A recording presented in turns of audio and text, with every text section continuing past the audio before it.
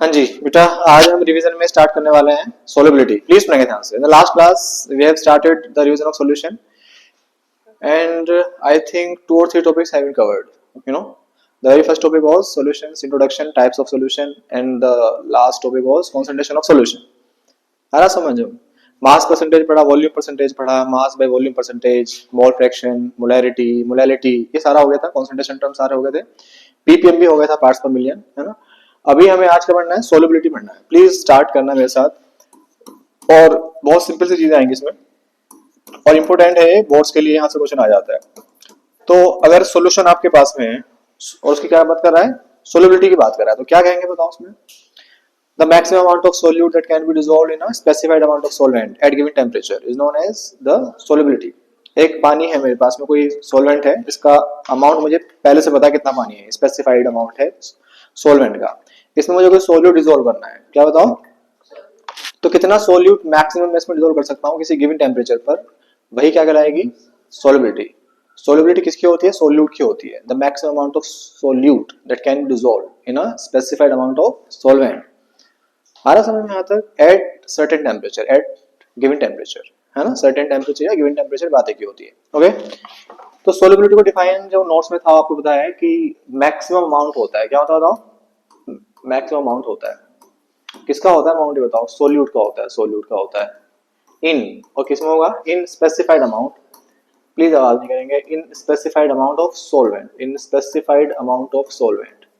Short में लिखा है नोट्स में, जब ये प्रॉपर क्लास हुई थी मैंने प्रॉपर वे में आपको लिखाया था सब कुछ है, ठीक है। और ये भी याद रखना है कि यहाँ पे टेम्परेचर कांस्टेंट है, टेम्परेचर अगर बदल जाएगा तो सोलिबिलिटी की वैल्यू चेंज हो जाएगी वहां पर, ठीक है।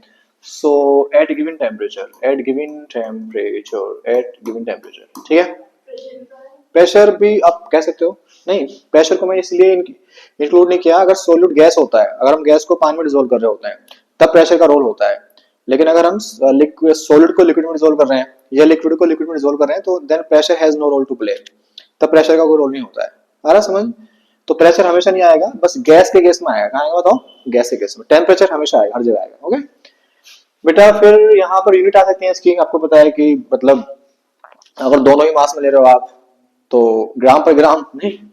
अब आपको पता है कि अगर दोनों ही मतलब सोल्यूट को भी आपने किस में लिया, ग्राम में, इसको भी किस में लिया, ग्राम में, कट जाएंगे दोनों यूनिट ना। और यहाँ मेरे पास में एमएल एमएल आ सकता है, या अगर सोल्यूट हमारे पास में कम है, आ रहा समझ यहाँ तक, तो ग्राम पर एमएल हो सकता है। सोल्यूट आपने मास लिया हो और सोल्वेंट क्या लिया हो बताओ, लिक्विड ले लिया, मतलब वॉल्यूम ले लिया उसका। और यहाँ जरूर नहीं है कि हमेशा ऐसा है, हो सकता है ग्राम पर लीटर भी आ जाए, मतलब बहुत सारी यूनिट हो सकती है इसकी। आ रहा कुछ समझ में क्या करना चाह रहा हूँ।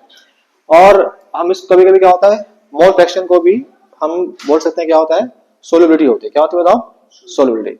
कभी कभी मोल्स की फॉर्म में भी जाएगा, इसमें बताओ मोल्स की फॉर्म में। आ रहा कुछ समय यहाँ तक। तो ये मतलब क्वेश्चन के जो डेटा दिया है उसके अकॉर्डिंग हमें देखना पड़ेगा। ओके, अब हमें एग्जैक्टली पढ़ना है कि यहाँ पे हमें कौन कौन से टॉपिक आएंगे। देखो अभी हमारे पास में सोलिबिलिटी को 2-3 पार्ट में डिवाइड कर दिया है। एक पहला पार्ट है solubility of solid in liquid, आ रहा समझ ठीक से। फिर क्या पढ़ेंगे, solubility of liquid in liquid, है ना। और फिर क्या पढ़ेंगे, solubility of gas in liquid. आ रहा समझ यहाँ तक ना।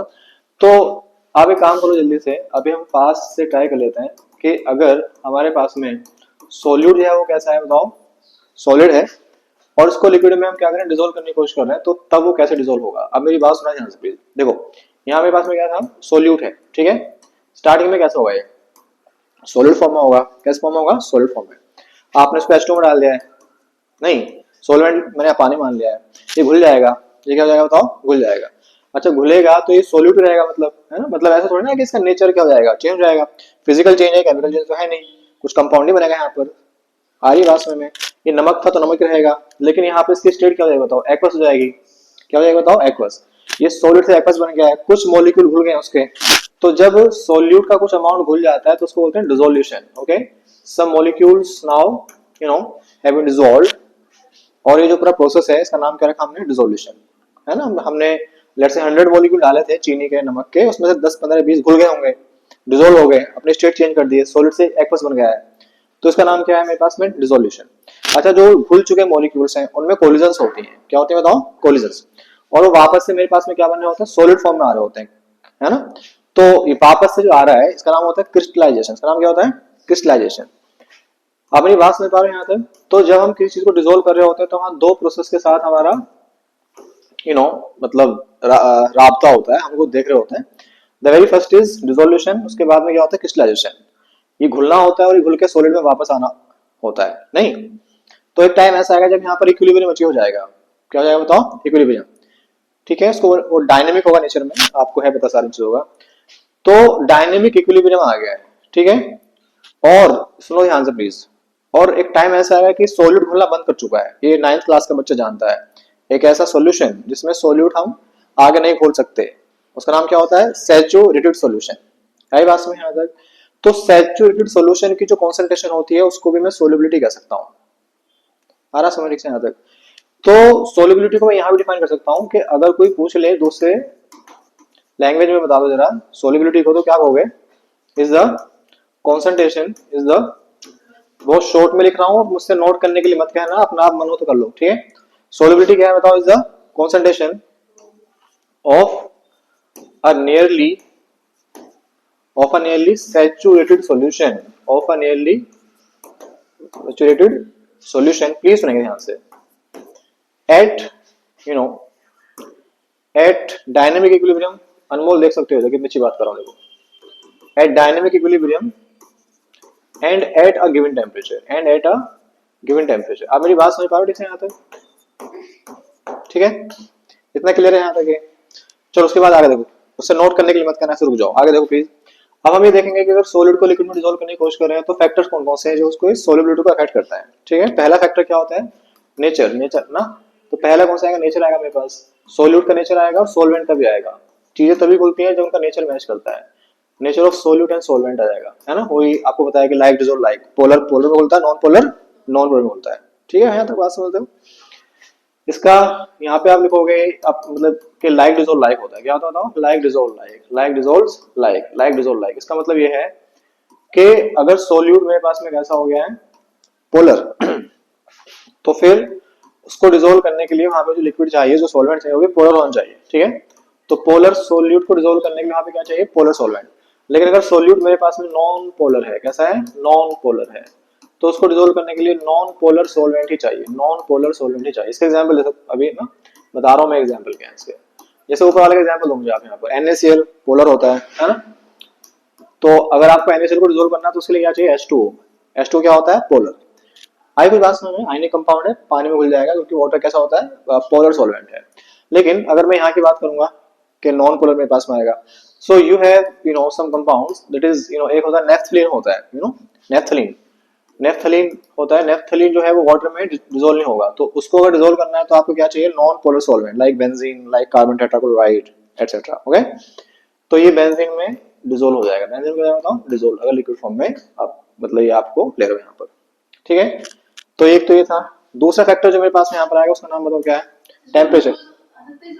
किसमें? नहीं, अरे कैसी बात कर रही हो, हमने बायोमोलिक्यूल पढ़ लिया है। बायोमोलिक्यूल में क्या पढ़ा हमने? ग्लूकोज पढ़ा। ग्लूकोज क्या होता है? पोलर होता है, नहीं बताया था? ग्लूकोज क्या होते हैं? पॉलीहाइड्रोक्सी एल्डिहाइड कीटोन्स होते हैं। OH ग्रुप आ रहा है, तो बहुत सारे ग्रुप आ रहे हैं OH, तो वो क्या है? पोलर है। वाटर में जब डिसॉल्व करता है तो H बॉन्डिंग बन जाती है, नहीं आई बात समझ से यहाँ तक? तो ग्लूकोज क्या होता है मेरे पास में? H बॉन्ड फॉर्म करता है पानी के साथ जाके, पोलर में आएगा पानी में, तभी तो ग्लूकोज क्या है? घुल जाता है, नहीं? चलो अच्छा, जरूरी नहीं है कि हमेशा होगा। हमने ऑर्गेनिक केमिस्ट्री में हेलोकेन में पढ़ा था कि हेलोकेन्स जो है पोलर होते हैं, लेकिन तब भी पानी में उतने ज्यादा घुल नहीं पाते। तो मतलब हमेशा नहीं है, पर ये मतलब मेनली हो जाएगा। अभी हम ऑर्गेनिक केमिस्ट्री में जाएंगे तो उसमें ज्यादा स्पेसिफिकेशन देनी पड़ती है, यहाँ तो एक जनरल स्टेटमेंट देना होता है, लाइक डिसॉल्व लाइक, है ना। पोलर पोलर में, नॉन पोलर नॉन पोलर में। सेकंड फैक्टर जिसपे सोल्युबिलिटी डिपेंड करती है उसका नाम क्या बताया था मैंने आपको, बताओ उसका नाम क्या होता है? टेम्परेचर। बच्चों को ऐसा लगता है कि टेम्परेचर बढ़ाने से सोल्यूट ज्यादा घुल जाएगा, है ना। It depends on the process of the dissolution, है ना, समझ यहाँ तक? तो ये स्टेटमेंट याद रखना प्लीज, कि जब भी हम वहां पे क्या करें, किसी को डिसोल्व कर रहे हो, टेम्परेचर को देख रहे हैं कि टेम्परेचर बढ़ाने से वो चीज कम घुल रही है, ज्यादा घुल रही है, तो वहां पे क्या देखना पड़ेगा? प्रोसेस ऑफ डिसोल्यूशन कैसा है वो। सोल्युबिलिटी यहाँ पर जो है वो किस पे डिपेंड करती है? डिपेंड्स ऑन जो प्रोसेस है डिसोल्यूशन का, उस पे डिपेंड करती है ना। डिसोल्यूशन का प्रोसेस अगर ये है मेरे पास, देखो उसका मतलब क्या है। अब मेरी बात सुन सकते हो ठीक से यहाँ तक? देखो यहाँ पे यहाँ पर एक वर्ड यूज किया है, उसका नाम क्या है मेरे पास में, डिसोल्यूशन का प्रोसेस। ये दो हो सकते हैं, एक तो एंडोथर्मिक और एक एक्सोथर्मिक। एंडोथर्मिक क्या बताओ, एंडोथर्मिक। एंडोथर्मिक, एंडोथर्मिक का मतलब क्या है बताओ, कि जब वो चीज डिसोल्व हो रही है तो वहां पे हीट एब्जॉर्ब हो रही है, हीट क्या हो रही है, एब्जॉर्ब। और एक्सोथर्मिक का मतलब क्या है कि जब चीजें डिसोल्व हो रही है तो उल्टा हीट रिलीज हो गई है, उल्टा हीट क्या हो गया, रिलीज हो गई है। तो अगर एंडोथर्मिक है, अगर if the process of dissolution is endothermic, तब क्या कहेंगे, solubility increases on increasing the temperature. Okay, तो इस केस में अगर आपने वहां पे क्या किया है, टेम्परेचर बढ़ा दिया है, तो तब सोलिबिलिटी में भी वहां पे क्या हो जाएगी बताओ, इंक्रीज हो जाएगी, है ना। ये जो है किस प्रिंसिपल का वर्डिंग आता है, ले चैटेलियर प्रिंसिपल, एलसीपी, 11th क्लास में पढ़ा था हमने, नहीं। तो इसके एग्जाम्पल हो सकते हैं, NaCl है मेरे पास में, नहीं, या मेरे पास में क्या होता है वहां पर NH4Cl है। इनको जब डिसोल्व करते हैं और टेम्परेचर बढ़ा दोगे तो ज्यादा घुलेंगे ये। तो इसका मतलब जो सोल्ट मैंने लिखे हैं यहाँ पर, इनका प्रोसेस ऑफ डिसोल्यूशन जो है वो एंडोथर्मिक प्रोसेस है। कैसा बताओ, एंडोथर्मिक। लेकिन कुछ केस में यहाँ मेरे पास में कैसा होता है, एक्सोथर्मिक भी होता है। जैसे आपके पास में CaOH होल ट्वाइस है ना, कैल्शियम हाइड्रोक्साइड है, प्लीज सुनेंगे ध्यान से। तो इसको पानी में डिसोल्व करोगे, उल्टा आपको हीट मिल जाएगी। इसका मतलब ये कैसा प्रोसेस है, एक्सोथर्मिक। और आपने गर्म कर दिया जब इसको घोल ले आप, तो फिर कम घुलेगा, फिर क्या होगा बताओ, कम घुलेगा।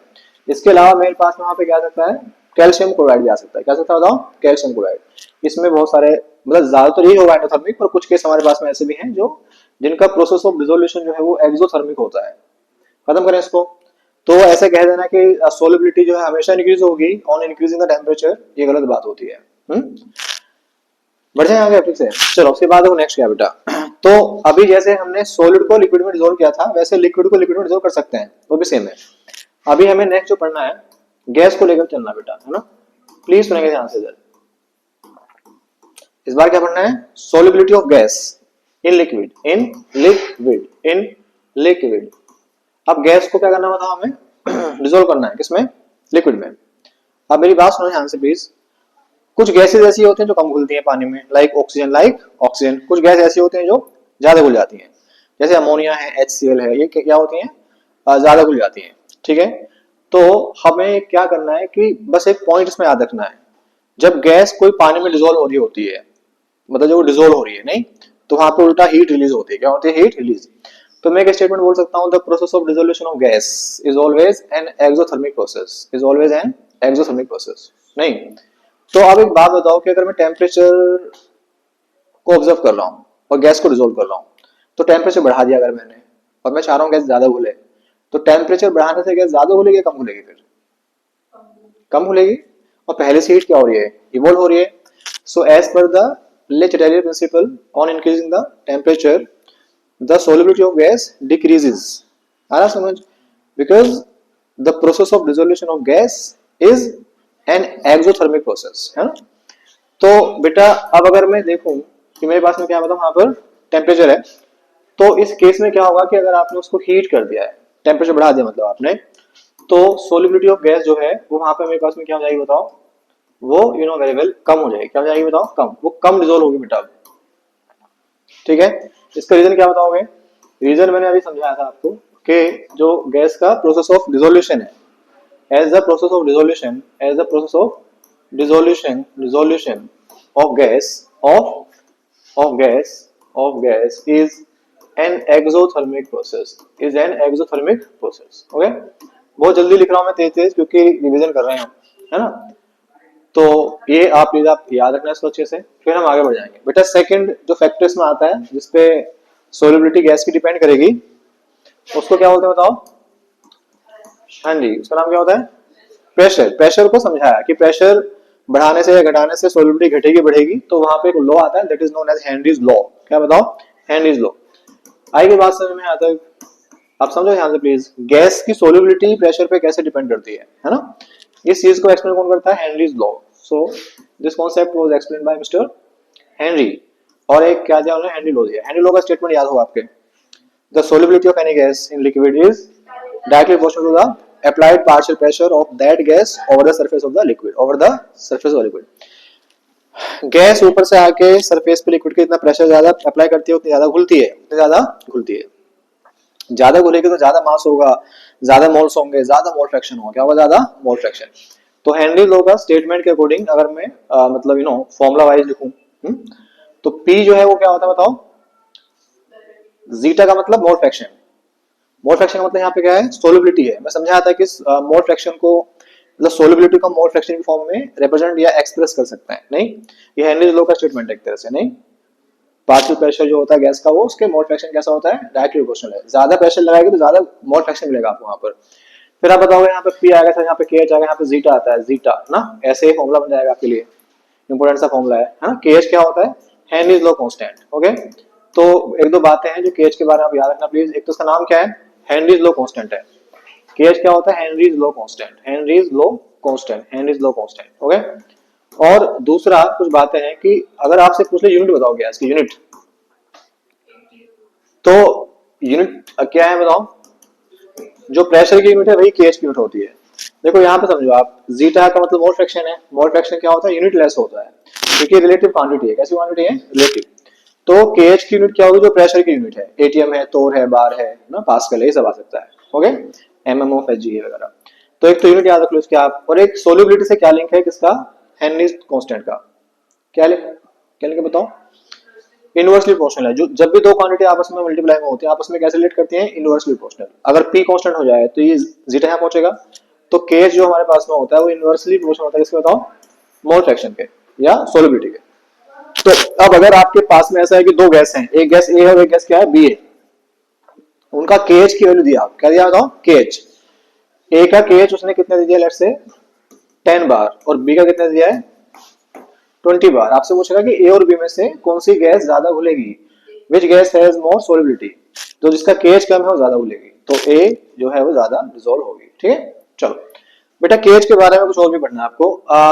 केएच की वैल्यू होती है ना, value of KH, value of KH. तो अरे यार क्या है, चलो, तो टाइम टू से कि केएच की वैल्यू है, और हमें देखना है कि केएच की वैल्यू किन किन चीजों पर डिपेंड करने वाली है। The value of KH, please सुनिए ध्यान से, डिपेंड्स है ना ऑन, तो किस पे करेगी बताओ, जीएसटी क्या था वहां पे, जीएसटी, इन तीन चीज पे डिपेंड करेगा है ना। तो जी का मतलब है नेचर ऑफ गैस, क्या बताओ, nature of gas, nature of gas. इसका मतलब क्या है, नेचर ऑफ सोलवेंट, क्या बताओ, नेचर ऑफ सोलवेंट। सोलवेंट भी तो करती है ना, तो यहाँ पे आएगा नेचर ऑफ सोलवेंट। और टी का मतलब क्या होगा बताओ, टेम्परेचर, क्या होगा, टेम्परेचर। टेम्परेचर के साथ देख लो, जैसे केएच जो होता है, तो जैसे आपने क्या किया, आपने क्या किया बताओ, टेम्परेचर बढ़ाया, केएच भी बढ़ जाता है, केएच क्या जाता है, बढ़ जाता है। मैं बिल्कुल नहीं बोल सकता पर यहाँ पे कि इन दोनों में डायरेक्टली प्रोपोर्शनलिटी का रिलेशन है, नहीं, ये बढ़ने से बढ़ रहा है, ऐसा नहीं कि जितना इसको बढ़ाया उसी रेशो में बढ़ रहा है। आई समझ में यहाँ तक, तो ये डायरेक्टली प्रोपोर्शनल नहीं, बस बढ़ रहा है। ठीक है, चलो तो उसको प्लीज आप याद रखना है ना। तो यहाँ पर ये मेरे पास में हेनरीज लॉ वाला पूरा होता है। फिर इसके एप्लीकेशंस हैं, एप्लीकेशंस है उसके कि हेनरीज लॉ को हम कहाँ अप्लाई कर सकते हैं, एप्लीकेशंस। तो एप्लीकेशन में बहुत, हाँ, जितने भी सॉफ्ट ड्रिंक्स होती हैं, क्या होती है बताओ, सॉफ्ट ड्रिंक्स है। अच्छा, हेनरीज लॉ जो बताता है, सॉरी भाई बेटा प्लीज सुनिए ध्यान से, टाइम नहीं है मेरे पास इतना, फर्स्ट बैच ज्यादा आगे पहुंच गया है। सॉफ्ट ड्रिंक्स में जब उसको पैक कर रहे होते हैं तो CO2 को अंडर हाई प्रेशर पैक किया जाता है, जिससे ज्यादा घुल जाए, इससे ज्यादा घुल जाए। कोल्ड ड्रिंक में टेस्ट जो आता है वो गैस की वजह से आता है, किसी वजह से, गैस की वजह से। जब भी हम उसको कैप को ओपन करते हैं तो dissolved gas fizzes out, no, hissing sound आता है आपको। तो सॉफ्ट ड्रिंक्स में जो हमारे पास में, या इसको सॉफ्ट ड्रिंक का मतलब यहाँ कार्बोनेटेड ड्रिंक्स भी हो सकता है। CO2 जो होती है वो अंडर हाई प्रेशर है ना डिजोल्व होती है। दूसरा जो होता है स्क्यूबा डाइविंग, कहा बताओ, स्क्यूबा, स्क्यूबा डाइविंग जो होती है उसमें क्या होता है, प्लीज सुनिए ध्यान से, उसमें एक मेडिकल कंडीशन आती है बेंड्स, क्या बताओ, बेंड्स। तो बेंड्स, ये मैं नोट्स में प्रॉपर लिखा है आपको क्या होता है बेंड्स, नहीं, जब वो नीचे डेप्थ में जाएंगे तो प्रेशर बढ़ जाएगा, प्रेशर बढ़ेगा तो गैस उनके ब्लड में ज्यादा डिजोल्व हो जाएगी, as per the Henry's law, as per the Henry's law. लेकिन जैसे अचानक से ऊपर आएंगे तो प्रेशर कम होने की वजह से जो, हाँ, ब्लड वेसल्स हैं वो बैंड हो जाते हैं, क्या हो जाते हैं बताओ, बैंड, और वो एक मेडिकल कंडीशन होती है, it can be harmful. Third जो है इसको कहा था एनोक्सिया, उसका नाम क्या था, एनोक्सिया, एनोक्सिया, एनोक्सिया। ठीक है, अभी हेनरीज लॉ की लिमिटेशन देख लो जल्दी से एक बार फास्ट, कि हेनरीज लॉ को कहां पर हम अप्लाई नहीं कर सकते हैं। ओके, लिमिटेशंस देखो, लिमिटेशन एक तो ये है कि अगर गैस पहले से ही ज्यादा घुल रही है, सोलिबिलिटी ज्यादा है, लाइक अमोनिया, नहीं, या कोई गैस पानी के साथ जाकर रिएक्शन कर रही है, तो उसके लिए उस पर हम हेनरीज लॉ अप्लाई नहीं कर सकते हैं। ठीक है, तो उन गैसेस पर अप्लाई नहीं होता है law for gases which react with water मतलब जो पानी में ज्यादा घुल रही है। और एक दूसरा क्या बताओ यहाँ पर हेनरीज लॉ वही अप्लाई होता है जो सोल्यूशन जो है वो कैसा है, बहुत डाइल्यूट है। कैसा है? डाइल्यूट। अगर कॉन्सेंट्रेशन बढ़ेगी तो वहां हेनरीज लॉ का काम नहीं कुछ, है ना। It is applicable on very diluted solution, very diluted solution it is applicable, नहीं। सो जो ज्यादा डाइल्यूट हमारे पास होंगे सॉल्यूशन उन्हीं पे ये अप्लाई होता है ना। कॉन्सेंट्रेशन बढ़ेगी तो फिर हेनरी लॉ कहेगा भैया तुम अलग हम अलग, हम तुम्हारे काम के नहीं है फिर, है ना। यहाँ पे खत्म करें हेनरी लॉ को। ग्राफ आता है आपको इसका? नहीं, ऐसे ग्राफ होगा, है ना। यहाँ पे जीटा, जीटा मतलब सोलिबिलिटी, यहाँ पे पी मतलब पार्शियल प्रेशर, टेम्परेचर होता है पी। तो ऐसे ग्राफ, कैसे ग्राफ आएगा? ऐसे एक लीनियर लाइन आता है। इस ग्राफ की आप स्लोप पूछेगा तो क्या बताएगी बताओ? के एच की, क्या बताएगा? के एच को बताती है। खत्म करें इसको ठीक से। न्यूमेरिकल ट्राई करना प्लीज। एक N2 वाला एक नाइट्रोजन गैस के बबल्स को पास कराते हैं हम तो वो कुछ घुल जाती है मिलीमोल्स में, है ना। इसका आंसर कितना आता है? 0.716 मिलीमोल्स आता है। वो करना ट्राई, बढ़िया क्वेश्चन है, एनसीईआरटी में एग्जांपल दिया हुआ है। ठीक है, पक्का समझ में बात ठीक से यहाँ तक। तो न्यूमेरिकल ट्राई करना, डाउट आए मुझसे पूछो, आगे बढ़ेंगे हम। जितने सारे टॉपिक मैंने आपको लिखा है ना, सारे हल्के हल्के हर पॉइंट से क्वेश्चन आ चुका है।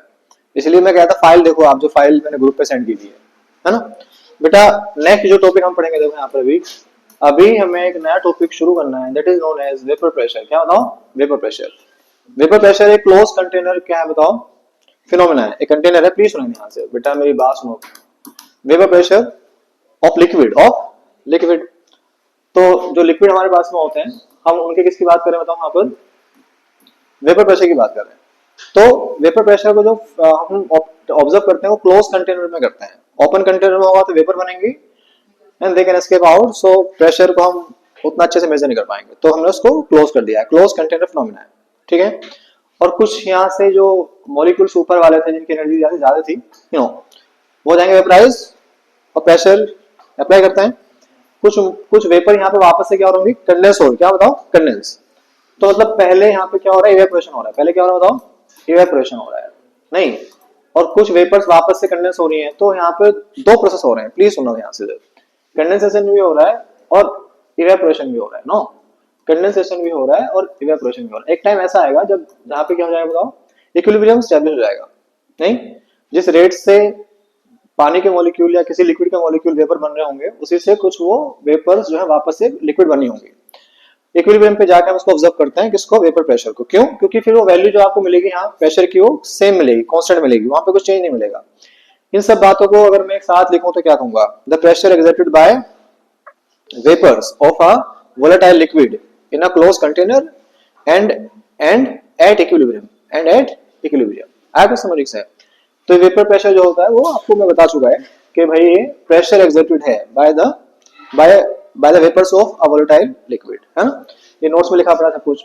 तो अगर मैं इसी चीज को लिख दूं शॉर्ट में तो ये क्या है करेगा बताओ? प्रेशर है exerted by vapours of a volatile liquid in a closed container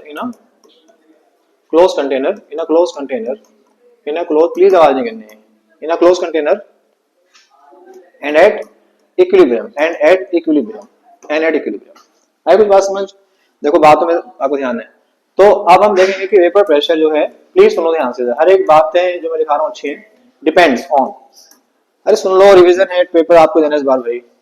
vapour pressure किस चीज के ऊपर डिपेंड करता है? I am just talking about the factors affecting the vapour pressure. कौन कौन से फैक्टर हैं जो इसको अफेक्ट कर सकते हैं भाई? नहीं तो फर्स्ट मेरे पास में आएगा नेचर ऑफ लिक्विड। क्या आएगा बताओ? नेचर ऑफ लिक्विड आएगा, है ना। नेचर ऑफ लिक्विड का मतलब क्या हो सकता है यहाँ पे बताओ जरा sir? Intermolecular force of attraction. क्या बताओ? शॉर्ट में लिख रहा हूँ IMF, इंटरनेशनल मॉनेटरी फंड नहीं है। क्या है बताओ? ये इंटरमोलिकुलर फोर्स ऑफ अट्रैक्शन। क्या? लिक्विड के जो मॉलिक्यूल के इसके बीच में जो इंटरेक्शंस हैं, है? बताऊंगा इसके बारे में भी। दूसरा यहाँ पे क्या बताओ? टेम्परेचर। क्या बताओ? टेम्परेचर नहीं, ज्यादा हीट करोगे ज्यादा वेपर बनेंगे, नहीं होगा ऐसे। और तीसरा कभी कभी आएगा, उनको बोलते हैं इम्प्योरिटीज। क्या बोलेंगे बताओ? इम्प्योरिटीज। अगर है कोई इम्प्योरिटीज का मतलब यहाँ पे क्या होगा? सोल्यूट से होगा, इसको बोलते हैं एक तरह से सोल्यूट अगर है सोल्यूट, इफ एनी, अगर बिल्कुल प्योर फॉर्म में लिक्विड लिया फिर तो ये नहीं आएगा फैक्टर, लेकिन अगर कुछ इंप्योरिटीज हैं तो फिर ये वेपर प्रेशर को अफेक्ट करती हैं। आई बात समझ नहीं आता। तो नेचर ऑफ लिक्विड पे डिपेंड करता है। नेचर ऑफ लिक्विड का मतलब क्या है, एग्जांपल देखोगे ध्यान से। जैसे आपके पास में कंटेनर के अंदर H2 है, हाँ, एक कंटेनर के अंदर, हाँ पर प्लीज सुनिए ध्यान से, एक कंटेनर के अंदर C2H5OH है, इथेनॉल है ना। ये कंटेनर मेरे पास में यहाँ पर है, एक कंटेनर मेरे पास में यहाँ पर है, इसको क्लोज कर दिया, इसको क्या कर दिया, क्लोज कर दिया, है ना। तो ये यहाँ पे आएगा, प्रेशर आएगा मेरे पास में, है ना। इसको मैंने क्या मान लिया, P नॉट, और साथ में क्या लिख दिया, H2O। प्योर फॉर्म में कोई चीज होती है उसके वेपर प्रेशर को नोट से करते हैं रिप्रेजेंट, याद हो आपके। यहाँ पर भी ये आपको पता होता है कि अल्कोहल वोलेटाइल होता है काफी, तो यहाँ भी जो वेपर्स बनेंगी वो प्रेशर एक्सर्ट करेंगी, और vapour pressure due to pure ethanol, है ना, समझ से यहाँ तक। अब इनमें पूछेगा कि ये ज्यादा है, ये ज्यादा है, तो डिपेंड करेगा कि H2O के मॉलिक्यूल्स में इंटरेक्शन कितनी स्ट्रॉन्ग है, या इथेनॉल के मॉलिक्यूल्स में इंटरेक्शन कितनी स्ट्रॉन्ग है। H बॉन्डिंग दोनों में देखने के लिए मिलती है, क्या मिलती है, H बॉन्डिंग दोनों में। वाटर की H बॉन्डिंग स्ट्रॉन्ग होती है, क्या होती है, स्ट्रॉन्ग। तो क्योंकि यहाँ पर इंटरेक्शन ज्यादा स्ट्रॉन्ग है, इसलिए अगर मैं वेपर प्रेशर की बात करूंगा, H2O क्या होता है मेरे पास में, हाई या कम, तुम पागल हो गया ना तुमसे। अगर यहाँ फोर्स ज्यादा है, अगर पानी के मॉलिक्यूल में इंटरेक्शन स्ट्रॉन्ग है, तो इसका मतलब यहाँ पे क्या है, कम वेपर बनेंगी वो। मैं बात किसी कर रहा हूँ, बताओ तो क्या होता है, बताओ, उल्टा होता है ना, यही बात समझ से। तो इसका कम हुआ किससे, बताओ, इथेनॉल से, C2H5OH से, याद रखना इसको प्लीज, ठीक है। तो ये मतलब था इसका मतलब।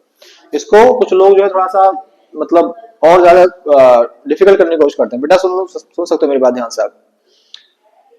नेचर ऑफ लिक्विड में लिखा मैंने inter molecular force of attraction, इसको मैं बॉइलिंग पॉइंट भी कह सकता हूँ एक तरह से, मतलब I can relate this to boiling point. Force of attraction जितना ज्यादा होता है, बॉइलिंग पॉइंट उतना क्या होता है, ज्यादा भी होता है।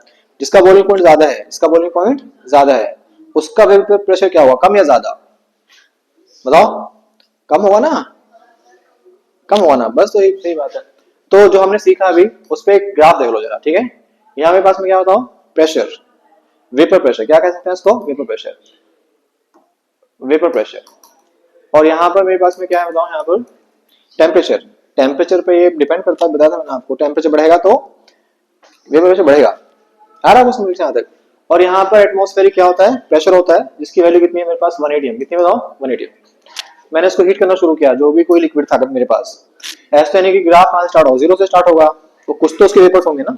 तो यहाँ से मैंने यहाँ से स्टार्ट कर दिया ऐसे करके, हाँ ऐसे गया, टेम्परेचर बढ़ रहा है तो वेपर बढ़ रही है, प्रेशर बढ़ता जा रहा है, और ये 1 atm है, यहाँ पे उसने इसको मीट किया।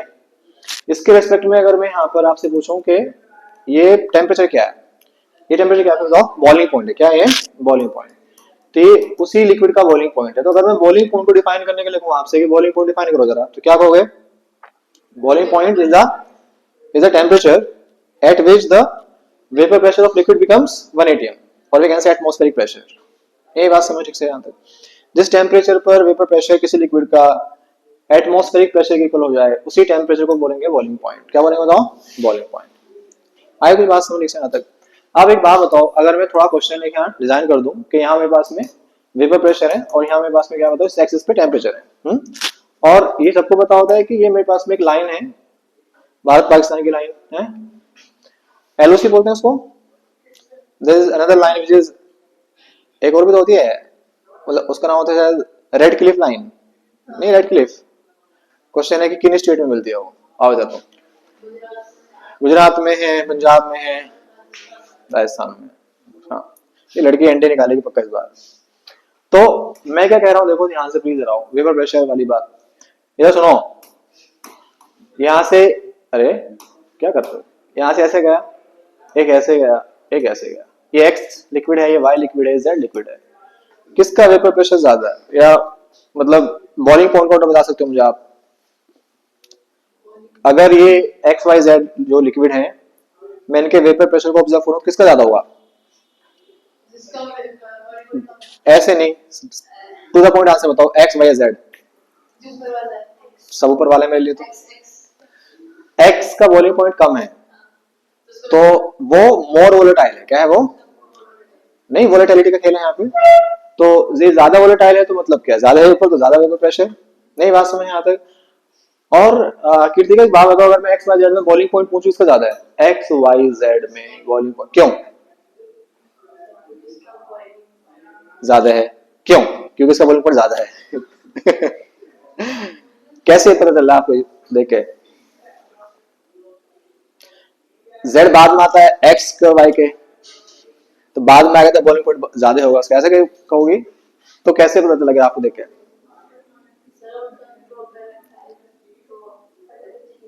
कैसे पता चलेगा बताओ मुझे?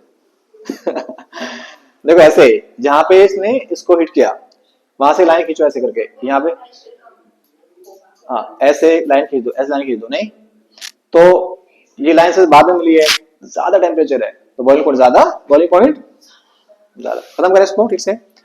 चलो बेटा एक बात है, वो ये है कि vapour pressure doesn't depend on, किस चीज पे डिपेंड नहीं करता? हाँ हाँ, तो पहला क्या बताएगा? Size and shape of container, जिस कंटेनर में रखा है उसका साइज क्या है और उस कंटेनर की शेप क्या है, उस पर फर्क नहीं पड़ता है ऑफ कंटेनर, है ना। वेपर प्रेशर जो है बकवास चीजों पर डिपेंड नहीं करता है। बोला हम क्यों फालतू छोटी छोटी बातों पे डिपेंड करें, हम अलग लोग हैं थोड़े से। दूसरा क्या बताओगे? वॉल्यूम, गलत बोलियो तुम। यहाँ पे क्या बताओ?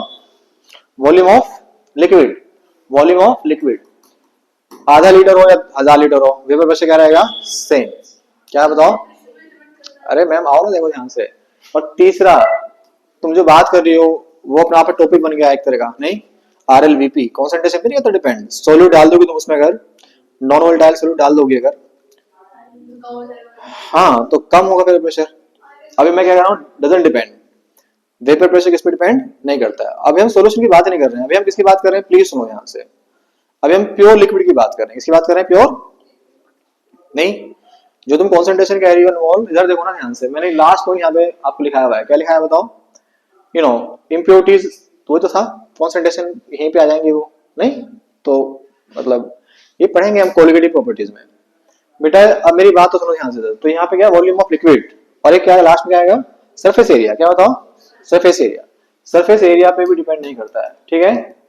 तो सरफेस एरिया पे डिपेंड नहीं करता है, ऑफ लिक्विड कह दो या कंटेंट कह दो, है ना। जैसे एक कंटेनर मेरे पास में ये है भाई, है ना, और एक कंटेनर मेरे पास में ऐसे कुछ है यहाँ पर, ऐसे, है ना, ऐसे यहाँ पर आए, तो इसमें आप देख लो ध्यान से प्लीज, साइज अलग है दोनों का, शेप अलग है दोनों का, नहीं वॉल्यूम भी अलग है, इसमें कम ज्यादा हो सकता है, इसमें कम हो सकता है। सरफेस एरिया भी देखो यहाँ पे ऐसा, यहाँ पे ऐसा, इन पे अगर यहाँ पे दोनों में H2 है, दोनों में क्या बताओ? H2 है, दोनों में क्या है? H2O है। तो यहाँ पे जो मेरे पास में वेपर्स वगैरह बन रही है, यहाँ पे वेपर्स वगैरह आ रही है, नहीं तो उसका जो क्या आएगा, पी नोट जो आएगा, पी नोट दोनों का सेम आएगा। क्या आएगा बताओ? सेम। दोनों का कितना आएगा बताओ? सेम। इस पर डिपेंड नहीं करने वाला है। यहाँ वेपर प्रेशर खत्म कर दिया, है ना, काफी हमने पढ़ लिया इसमें यार। नेक्स्ट जो टॉपिक हमारे पास में आएगा, अभी हम वेपर प्रेशर पढ़े थे एक किसी लिक्विड का, अभी क्या पढ़ेंगे? सोल्यूशन का। किसका बताओ? सोल्यूशन का। अब दो चीजों को मिलाएंगे हम, अब दोनों को मिला रहे हैं, हो सकता है उसमें दोनों लिक्विड हो या हो सकता है एक सॉलिड हो, एक क्या हो बताओ? सॉलिड हो। हाँ वो समझ। तो अभी हम वेपर प्रेशर पढ़ेंगे ऑफ लिक्विड सॉल्यूशन, है ना। तो लिक्विड सॉल्यूशन का क्या पढ़ना है बताओ? वेपर प्रेशर पढ़ना है। तो प्लीज सुनेंगे, यहाँ पे दो केस आएंगे। तो हमारे पास में क्या है, ये जो मैंने टर्म लिखा है लिक्विड सॉल्यूशन, सॉल्वेंट तो यहाँ पे क्या हो गया? लिक्विड ही हो गया। सॉल्यूशन का जो टाइप होता है वो क्या होता है? सॉल्वेंट की स्टेट होती है। तो ये पहला केस लेके चल रहा हूँ जहाँ पे दोनों कंपोनेंट जो है सॉल्यूशन के वो लिक्विड है। क्या बताओ? लिक्विड है। सॉलिड भी लिक्विड है और सॉल्वेंट भी लिक्विड है, ठीक है। तो मैं इसको लिख रहा हूँ क्योंकि नोट्स में सब कुछ ही लिखा पड़ा है। तो ये जैसे मेरे पास में एक कंटेनर है, एक दूसरा कंटेनर मेरे पास में है ना, इसमें प्योर लिक्विड है। क्या बताओ? प्योर लिक्विड ए है और इसमें क्या है? प्योर लिक्विड बी है। प्लीज सुनिए ध्यान से, दोनों ही वोलेटाइल हैं। दोनों कैसे हैं? वोलेटाइल। इन दोनों को हमने यहाँ पर ऐसे किसी कंटेनर में मिला दिया है ना। इसमें जब यहाँ पर देखोगे, इसमें यहाँ पर ए के मॉलिक्यूल्स होंगे सारे, किसके होंगे बताओ? ए के मॉलिक्यूल्स होंगे। जबकि यहाँ पे देखोगे तो बी के मॉलिक्यूल्स होंगे, इसके होंगे बताओ? बी के मॉलिक्यूल्स। अब यहाँ पर क्योंकि प्योर फॉर्म में है तो यहाँ पर जो प्रेशर आएगा वो ए का ही आएगा, तो उसको बोलेंगे पी ए नॉट। क्या कहेंगे उसको बताओ? P A naught. और यहाँ पर सारे मॉलिक्यूल बी के हैं, तो यहाँ पर जो प्रेशर क्रिएट होगा उसको बोलेंगे पी बी नॉट या पी नॉट भी, जो बोल सकते हो आप। पी ए नॉट क्या है? Vapour pressure due to pure A. P B naught क्या है? Vapour pressure due to pure B. अब दोनों को मिलाते हैं कंटेनर के अंदर, यहाँ पे ए भी है और बी भी है, सारे के सारे यहाँ पर आगे मेरे पास में नहीं। तो ये वेपर जो आएंगी वो दोनों की होंगी ना, क्योंकि दोनों वोलेटाइल हैं। तो अब ए का जो क्या आएगा, प्रेशर आएगा, उसको बोलेंगे पी ए, और बी को क्या बोलेंगे, पी बी। अब नोट नहीं लगाएंगे, अब इसको बोलेंगे पार्शियल वेपर प्रेशर। क्या बोलेंगे, पार्शियल टर्म तब आता है जब एक से ज्यादा यहाँ पे कंपोनेंट्स होते हैं, कोई चीज प्योर नहीं रह जाती है। दूसरे के रेफरेंस में हम उसको पार्शियल कहते हैं। क्या बोलते हैं, पार्शियल, क्योंकि सारा प्रेशर उस अकेले का नहीं है, उसमें जो प्रेशर टोटली क्रिएट हुआ है किसी दूसरे कंपोनेंट का भी उसमें रोल है। कुछ बात समझ ठीक से यहाँ तक। अच्छा, अगर मैं यहाँ पे नीचे पूछूं कि यहाँ पर हो गया टाइम, तो यहाँ पर क्या है कि जीटा ए प्लस जीटा बी होगा बेटा, नहीं होगा बताओ, ये कितना होगा, 1 होगा। ए का मोल फ्रैक्शन और बी का मोल फ्रैक्शन 1, जितने भी कंपोनेंट है सबका मोल फ्रैक्शन 1 ही होता है। अच्छा, ऊपर यहाँ पे मेरे पास में क्या है, वेपर फेज में आ रहे हैं सारे कंपोनेंट, तो वेपर फेज में मोल फ्रैक्शन को y से करते हैं रिप्रेजेंट, y प्लस y भी क्या होगा बताओ, 1 हो जाएगा। सम मोल फ्रैक्शन का सम तो सेम ही होगा, 1 ही होगा, whether it is in liquid phase और गैसेस फेज। आई कोई बात समझ ठीक से। लेकिन हमने अभी वेपर प्रेशर के बारे में बातें नहीं की है, उसके लिए आता है इसी टॉपिक में राउल्ट्स लॉ। क्या था बताओ, राउल्ट्स लॉ।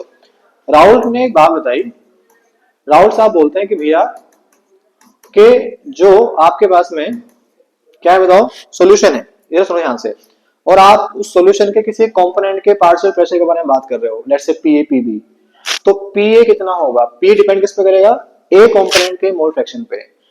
सॉल्यूशन में आ रहा समझ में, ए जितना ज्यादा होगा उतने ज्यादा उसका क्या होगा, पार्शियल प्रेशर। बी जितना ज्यादा होगा उतने ज्यादा क्या होगा उसका पार्शियल प्रेशर, नहीं। तो vapour pressure of a component of a liquid solution is directly proportional to the mole fraction of that component present in the solution. कोई बात समझ तो ठीक से, स्टेटमेंट लिखा है मैंने आपको बढ़िया से। फिर पी ए की वैल्यू किस पे डिपेंड कर रही है बताओ, सर जीटा ए पे डिपेंड कर रही है। किस पे कर रही है, जीटा ए पे कर रही है। जीटा का मतलब मोल फ्रैक्शन ऑफ ए।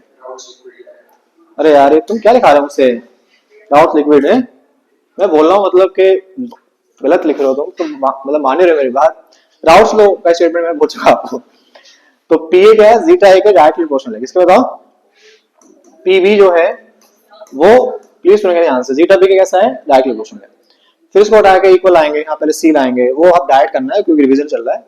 तो क्या बताएंगे यहाँ पर बताओ, सर पी ए जो होगा वहां पे क्या आएगा, कांस्टेंट आएगा पी ए नॉट, साथ में कितना आएगा, zeta A. And likewise PB जो होगा पार्शियल प्रेशर, तो हो जाएगा पीबी नॉट, और साथ में कितना आएगा बताओ, जीटा बी। बेटा ये ए नॉट वाला जो है प्योर फॉर्म में जो होता है, ये एक्सपेरिमेंटेड चीज है ना, ये आपको गिवन होगा, क्या होगा, गिवन होता है। लेकिन किसी ने बोला कि ये तो आपने अलग अलग कंपोनेंट का प्रेशर बता दिया है, पी ए पीबी का, ए और बी का नहीं, टोटल प्रेशर कितना आएगा, टोटल प्रेशर। तो टोटल प्रेशर जो है, जिस इंसान ने इसके बारे में बताया तो वो कौन थे, डेल्टन साहब थे, डेल्टन्स लॉ।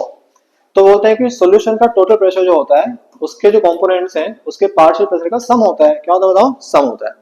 तो पीटी का फॉर्मूला जो यहाँ बन जाएगा, क्या बनेगा, पीए के प्लेस पे आ सकता है पीए नॉट जीटा है, और पीबी के प्लेस पे आ सकता है पीबी नॉट जीटा बी आ सकता है। आधी बात समझ में। एक फॉर्म तो आप ये याद कर लो प्लीज, इधर सुनो यहाँ से, अब पेन रोको, मुझे ऑब्जर्व करो प्लीज। देखो एक फॉर्म तो ये जाएगी पीटी, इसमें क्या दिक्कत है कि आपको दोनों का मोल फ्रैक्शन चाहिए, ए का मोल फ्रैक्शन और बी का मोल फ्रैक्शन, लेकिन मैं इसको किसी एक मोल फ्रैक्शन की फॉर्म में कन्वर्ट करना चाह रहा हूँ, तो मैं डायरेक्ट कर रहा हूँ, देखो ध्यान से। तो यहाँ पे मैंने क्या लिखा है, पी ए, यहाँ पे क्या लिखा था, पी ए नॉट, फिर लिखूंगा प्लस, फिर यहाँ लिखूंगा पी बी नॉट, फिर लिखूंगा पी ए नॉट, और फिर क्या लिखूंगा, जीटा बी। देखो सुना, एक साथ लिख दूं तब समझा दूंगा इसको मैं, या दूसरी फॉर्म भी आ सकती है पीटी से, यहाँ पे इस बार पी बी नॉट से शुरू किया है, प्लस पी ए नॉट आएगा, माइनस क्या करोगे बताओ, पी बी नॉट करोगे, और यहाँ पे कितना आएगा, जीटा है। यहाँ पर ए बी का पैटर्न है, ए के बाद बी, ए के बाद बी, बी के बाद ए और बी के बाद ए। नोट, ये सारे सारे कैसे नोट वाले हैं, जीटा पे नोट आता नहीं है। आई कोई बात समझ में यहाँ तक। तो हालांकि दो फॉर्म जो आई हैं ऊपर वाले से बनाई गई होंगी, है ना, इस जीटा के एक इसके प्लेस पे 1 माइनस जीटा भी लिख दिया होगा, लेकिन आप इसको डायरेक्ट याद करोगे आप। कुछ बात समझ ठीक से यहाँ तक। न्यूमेरिकल सेंस पे तो डायरेक्ट आता है, इसको प्लीज वहां से आप कर लेना। हो पाए यहाँ तक ठीक से, बढ़े आगे। मैं नोट करने का टाइम नहीं दूंगा आपको, टाइम नहीं है मेरे पास, है ना बेटा। फिर यहाँ मेरे पास में ग्राफ्स है कुछ, उसको ध्यान से देखो प्लीज। अगर आपसे पूछ ले पी ए वर्सेस जीटा ए के बीच का ग्राफ पूछे, क्या बताओगे ग्राफ में, बताओ सर। यहाँ पे कॉम्पोजिशन आ जाएंगे, जीटा ए, यहाँ पे क्या बताओ, पी आ जाएगा। राउल्ट्स ने क्या बताया था, डायरेक्टली प्रोपोर्शनल है। कैसे बताओ, डायरेक्टली प्रोपोर्शनल है, ठीक है। तो अब इधर सुनो मेरे ध्यान से, हालांकि मैंने बताया कि पी ए क्या होता है, पी ए नॉट जीटा ही होता है। जब भी ग्राफ बनाएंगे तो y equals to mx plus c से कंपेयर करते हैं। c तो इसमें जीरो हो गया, y इंटरसेप्ट जीरो है। अगर y इंटरसेप्ट जीरो तो ग्राफ स्टार्ट होता है फ्रॉम द ओरिजिन, m का मतलब होता है स्लोप, और वो पी ए नॉट है, पॉजिटिव है। कैसा बताओ? पॉजिटिव। तो ग्राफ बनेगा मेरे पास में ऐसे, आया वो समझ? तो ग्राफ ऐसे आएगा और स्लोप जो है यहाँ पर जो आएगी स्लोप वो पी ए नॉट को रिप्रेजेंट करेगी। फिर वैसे ही मेरे पास में सेम जैसे पी ए वर्सेस जीटा का था, सेम मेरे पास में किसका आएगा बताओ? सेम आएगा किसका? P B versus zeta B का जाएगा। ये अपना आपसे कर लेना, सेम ही है, बस ए और बी को रिप्लेस कर देना है। लेकिन अगर आपसे अनमोल पूछ ले कि भैया पी ए है और ये जीटा बी की रेस्पेक्ट में बताओ, कैसे बताओगे? P A versus zeta B. Partial pressure एक का है लेकिन मोल फ्रैक्शन दूसरे का पूछ लिया है, कैसे बताओगे? बताओ सर। हमने बताया कि पी ए क्या होता है? पी ए नॉट होता है ना, और यहाँ पे जीटा ए होता है। क्या होता है बताओ? जीटा ए होता है। पी ए ऐसे रखा हमने, पी ए नॉट ऐसे रखा, यहाँ पे वन माइनस क्या कर लिया? Zeta B. इसमें जीटा बी रख दो नहीं, हालांकि आपको कॉमन सेंस भी है कि ए और बी आपस में क्या होंगे? इनवर्सली प्रोपोर्शनल जाएंगे, लेकिन थोड़ा सा फिर भी कुछ और चीज भी आ सकती है। अब आपने क्या किया? सर पी ए यहाँ पर है, इसके अंदर मल्टीप्लाई कर दो, then you will get the P A naught, और यहाँ पे आएगा पी ए नॉट है ना, माइनस है यहाँ पे, और साथ में आएगा जीटा बी। अब इसकी क्या करोगे? कंपेयर करोगे इससे y equals to mx plus c से, y equals to mx plus c से। c क्या बताओ उसमें है? c क्या है इसमें? c क्या है इसमें? तुम पागल हो गए, दिमाग खराब तुम्हारा इतना है, तो c नहीं दिख रहा। ये थोड़ा है कि ये यहाँ पे तो ये ऊपर वाला होगा, दो टर्म है तो mx है, क्या बताओ? ऐसे ऐसे मतलब बात करोगे थोड़ी सीधी, कांस्टेंट होता ना ये तो यार, मतलब पी नॉट एक्सपेरिमेंटल चीज है तो ठीक है। तो y एक्सिस पे हमारे पास में क्या आएगा? पी आ जाएगा यहाँ पर। अच्छा m कितना है इसमें बताओ? माइनस का पी नॉट कितना है बताओ? स्लोप नेगेटिव है, नेगेटिव स्लोप ग्राफ कैसे बनता है? ऐसे बनता है, यहां से लेके यहां तक ये क्या होता है? c की वैल्यू होती है, यानी ये वाला क्या है बताओ? ये है पी ए नॉट, क्या है? यहां से लेके यहां तक पूरा है। तो बात समझ ठीक से यहां तक नहीं है, है ना? तो ऐसे ग्राफ आ सकते हैं इसमें। खत्म करें इसको अब, मतलब अभी जाना नहीं है, टाइम शायद अभी हुआ नहीं है, 4 मिनट है, प्लीज को देख लो बड़े दिल से। तो ये ग्राफ सारा हो जाएंगे ठीक से। अभी देखो नेक्स्ट मुझे क्या पढ़ना है इसमें, नेक्स्ट जो है टॉपिक वही है same, you know, vapour pressure of liquid solution. अभी आएगा कि लिक्विड सॉल्यूशन ये, पर उसमें सोल्यूट जो है नॉन वोलेटाइल है, लेकिन उससे पहले कुछ छोटे टॉपिक आएंगे, जैसे सॉल्यूशन के टाइप आ जाएंगे, आइडियल सॉल्यूशन और नॉन आइडियल सॉल्यूशन, और फिर आएंगे एज़ोटोप्स। फिर हम पढ़ेंगे ये टॉपिक जो मैं आपसे बात कर रहा था कि नॉन वोलेटाइल सॉल्यूट को अगर ऐड कर देंगे तो, है ना? सो जल्दी से एक बात बताओ, सॉल्यूशन एक मेरे पास में होता है आइडियल सॉल्यूशन। क्या होता है? आइडियल सॉल्यूशन होता है, और एक होता है नॉन आइडियल। पहले इसको पढ़ लो, मैं इसको नोट्स में है, आप मैं बोल देता हूँ। जो राउट्स लो को ओवर द एंटायर रेंज ओबे करता है ना, हर कंसंट्रेशन पे क्या करता है? ओबे करता है, उसका नाम क्या होता है? आइडियल सॉल्यूशन होता है। क्यों ऐसा होता है? क्यों फॉलो कर रहा है? मतलब फॉलो करने का मतलब ये है कि पीटी मतलब सॉल्यूशन का जो टोटल प्रेशर है ना, टोटल क्या है? प्रेशर है, वो पीए जीटा है, पीए नॉट जीटा है, मतलब पीबी नॉट जीटा बी। ये वाला पार्ट कैसा है? कैलकुलेटेड है। कैसा है बताओ? Calculated by the Raoult's law, by the. और पीटी कैसे निकालोगे आप? Observe, we have many instrument. हाँ, दोनों वैल्यू इक्वल आए, दोनों वैल्यू कैसे आएंगी? इक्वल। इंटरेक्शन में कुछ चेंज नहीं आया, सेम है ना? तो ये है। और ऐसा क्यों होगा? ये पॉइंट 1 है, ये पॉइंट को क्या बताओ? इंटरेक्शन सेम होती है। इंटरेक्शन लिख के मैं शॉर्ट में लिख रहा हूँ IMF, इसका मतलब क्या है? Inter molecular force of reduction. क्या है बताओ? सेम। मतलब इस बात पे हुआ ये सेम है, मतलब इस बात पे होगा जैसे कंटेनर में A था, तो A के बीच का जो फोर्स है वो लगभग क्या होगा? B के बीच का फोर्स इक्वल होगा। और फिर अगर दोनों को मिला भी दोगे ना, A और B जो मॉलिक्यूल्स आएंगे उनके बीच में भी सेम फोर्स लगेगा। इंटरेक्शन सेम हर जगह, है ना? उतना ज्यादा चेंज नहीं आ रहा है। ओके, तो ये कर लिया हमने। थर्ड इसमें बताओगे कि जब इंटरेक्शन सेम है तो डेल्टा वी मिक्सिंग जीरो आएगा नहीं आएगा? बताओ। चेंज वॉल्यूम में कहाँ आएगा? जीरो आएगा? आएगा नहीं। इंटरेक्शन सेम है, फोर्थ पॉइंट देखो, इंटरेक्शन सेम है तो एंथैल्पी चेंज क्या आएगा? जीरो आएगा। डेल्टा एच मिक्सिंग क्या होगा? जीरो होगा। भाई ये इंटरेक्शन बनी है बाद में, पहले तो ये थी ना, तो इसको बनाने से पहले आपने को तोड़ा होगा। तो यानी कि ये दोनों कैसे, यहाँ पे क्या एंडोथर्मिक है, यहाँ पे हीट एब्जॉर्ब हो रही है, ये बॉन्ड बनाया तो यहाँ पे क्या हुआ? एनर्जी रिलीज हुई है। तो जितनी एनर्जी रिलीज हुई है उतनी यहाँ पे पहले एनर्जी एब्जॉर्ब हो गई है, इसलिए डेल्टा एच मिक्सिंग जीरो आया। इसलिए डेल्टा एच मिक्सिंग क्या बताओ? जीरो आया। अब इसमें देखो फिफ्थ पॉइंट वो हर जगह आएगा, फिर भी मैं लिख देता हूँ। एक आएगा डेल्टा एस मिक्सिंग। इसका मतलब क्या होता है? मिलाने पर एंट्रोपी में चेंज आ रहा है, किसमें, एंट्रोपी में चेंज, तो ये हमेशा पॉजिटिव आएगा, क्या है बताओ, पॉजिटिव। एंट्रोपी थर्मो में पढ़ते हैं हम, क्या होता है एंट्रोपी बताओ, डिसऑर्डर होता है, क्या होता है, मतलब जब सॉल्यूशन बनेगा तो उसमें क्या आएगा, पहले थोड़ा बहुत ऑर्डर होगा, अब उसमें दूसरे पार्टिकल भी आ गए, नहीं तो डिग्री ऑफ डिसऑर्डर है, मतलब तो ये एंट्रोपी बढ़ती है हमेशा, whether it is ideal solution और नॉन आइडियल सॉल्यूशन। और सिक्स्थ भी जो हमारे पास में आता है उसको बोलते हैं डेल्टा जी मिक्सिंग, मतलब गिब्स फ्री एनर्जी का चेंज, ये हमेशा नेगेटिव है, कैसा है बताओ, नेगेटिव। सॉल्यूशन जो बनता है वो अपने आप से बनता है, स्पॉन्टेनियस प्रोसेस है, कैसा प्रोसेस है, स्पॉन्टेनियस। तो ये 2 पॉइंट तो डिफेंस में नहीं आ सकते, लेकिन फिर भी लिख लो यहाँ पर। अच्छा, सबसे अच्छी बात यहाँ पे क्या आएंगे, एग्जाम्पल्स, क्या बताओ, एग्जाम्पल बताओ। तो सेम फैमिली के जो कंपाउंड्स हमारे पास में होते हैं उनको मिलाओगे तो नियरली आइडियल सॉल्यूशन फॉर्म करते हैं। जैसे क्या बताएंगे बताओ, CH3OH C2H5OH, आया समझ यहाँ तक, एन हेक्सेन एन हेप्टेन, नहीं बेंजीन टोलीन, बेंजीन टोलीन, ये सारे के सारे मतलब C6H6 है, और यहाँ पर C6H5 CH3 है ना, बेंजीन है, इसको बोलते हैं टोलीन बोलते हैं। या मेरे पास में एन हेक्सेन और साथ में क्या आएगा, एन हेप्टेन, या RX वाला देख लो एक बार, जैसे यहाँ मेरे पास में क्या है CH3Cl, और साथ में प्लीज सुनिए ध्यान से बेटा, सुन लो यार से, मुझे पता है टाइम शायद हो गया होगा, हाँ खत्म, अच्छा कैमरा, ओके चलो।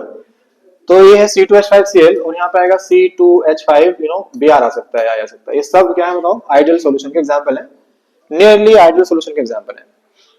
तो है ना, मैं 10 बार लिखा है आपको, उसमें देखने जाएगा सारे, मतलब टाइम की कमी है, वरना मैं सारे क्यों दिखाया था आपको अभी यहीं पे, है ना। ये होता है आइडियल सॉल्यूशन। उसके बाद कौन सा होगा, नॉन आइडियल सॉल्यूशन, फॉलो नहीं करेगा किसको, राउट्स लॉ को, है ना, over the entire range of consent कहीं कर सकता है, लेकिन हर कॉन्सेंट्रेशन पे नहीं कर सकता है। तो फिर ये इक्वल नहीं आएंगे आपस में, इसका मतलब ये इक्वल नहीं आएंगे, ये भी सेम नहीं होंगे, ये भी 0 के इक्वल नहीं होगा, ये सब कुछ चेंज हो जाएगा। तो वहां पे 2 टाइप आते हैं, नेगेटिव, एक तो होगा non ideal solution showing the positive deviation from the Raoult's law, और एक होगा हाँ फ्रॉम द आइडियल बिहेवियर, और कैसे राउट्स लॉ। टाइम है हमारे पास या नहीं है, चलो ज्यादा पढ़ लिया तुमने आज।